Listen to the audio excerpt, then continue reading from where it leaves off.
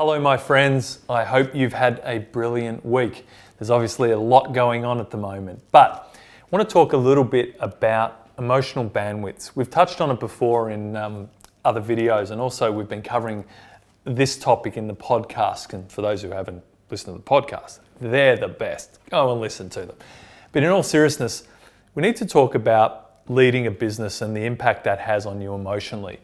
And this is not a touchy-feely sort of thing. This is around high performance and who you are as a business leader. How do you approach every single day? How are you waking up in the morning? Are you waking up ready to literally attack the world? Are you waking up at pure peace with the world? Are you waking up with excitement? Are you waking up with the fear of bloody God and dread in your eye? Whatever it is. But we have to start analyzing ourselves and when we're at our optimum level of emotional bandwidth.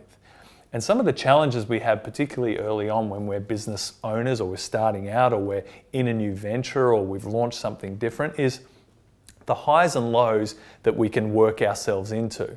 The really highs of total anxiety around what's happening, or the really lows of depression where we might lose a client, or things aren't going the way we want, or we're having cash flow problems, or we feel that there's a problem that we don't have the answer to solve.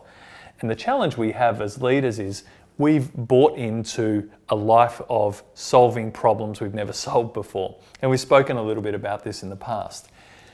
We've chosen this life, which is, I want to build a business. And all a business is a legal entity that, as a legal entity, tries to solve people's problems, and those people give us cash for solving the problems. And I like to think about it sometimes that way, because it makes me feel less anxious with what am I actually here to do.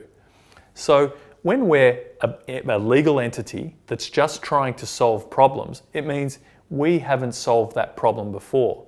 We may have solved that type of problem before, but we've never solved that exact problem before, because everyone's problem has a slight variance. And what we have to work out is, when we come up against constant problems that we've never solved before, how do we stay in an emotional bandwidth that keeps us in optimal performance? So if you can imagine there's emotional bandwidth of up and down, how do we keep it in a section that our highs are not so high that we completely lose control, and our lows aren't so low that it's actually making us depressed or unhappy or unable to take action? Because as a top performer, you need to essentially have your head on a swivel. It needs to be able to see all the elements that you need to be focused on, and you need to make sure I'm making rational, smart decisions in a timely manner. If you have emotional bandwidth that is much bigger, let's say, than usual, and you're jumping up and down and feeling almost bipolar, you're not going to be able to be rational when you need to be. And the challenge is, as we start growing our organizations, if we don't have that emotional bandwidth, it's very difficult for people to follow us into battle. It's very difficult to attract great staff. It's very difficult to attract great clients, because you'll only attract the ones that basically match your business's emotional bandwidth. And that's why some people find it very difficult to work with small businesses. One of the common things you see with small businesses is, why don't they just work with me, that company? They overpay so much for a service that I can provide. And the reason they pay for that is bigger businesses generally have a better emotional bandwidth, because they don't wake up one day and the business owner who's a small business has decided to take a week off because they feel stressed, or they've decided not to go in. So actually working with a smaller business has inherent risks. And what we have to create is, how do we create a stability emotionally that when people start coming into our organization, that as people start working with us, that they can trust that we're someone who's rational, who's professional, and that is always on it.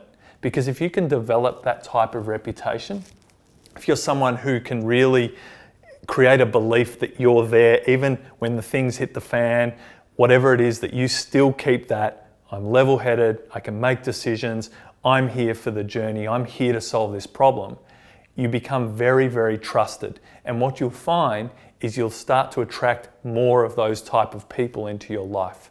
And if you can do that, and you can create a stability and a foundation of that in your company, you're going to find it a lot easier to grow in the future, because you're going to be surrounded by like-minded people.